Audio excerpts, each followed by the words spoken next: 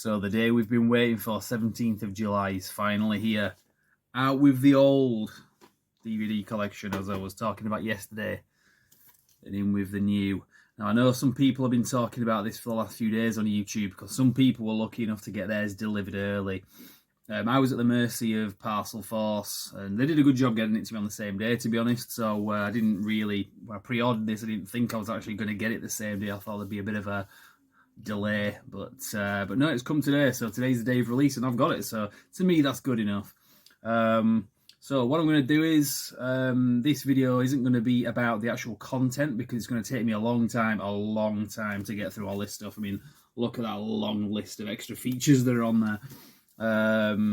But what I'm going to do is unbox this thing. So it's currently in shrink wrap. So what I'm going to do is, I'm going to go through the thing itself, look at the contents, look at the artwork, the extra bits and pieces, the book, the lobby cards, all that kind of stuff.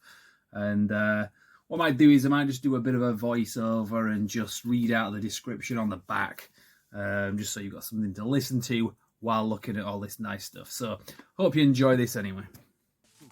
I don't really care if you got 22 whips. I don't really care if you got 22 chicks. I don't really care if you got 22 clips. I don't really care if you got 22 bricks. I don't really care if you got 22 whips. I don't really care if you got 22 chicks. I don't really care if you got 22 clips. Do you make hits like Bruce Lee kicks?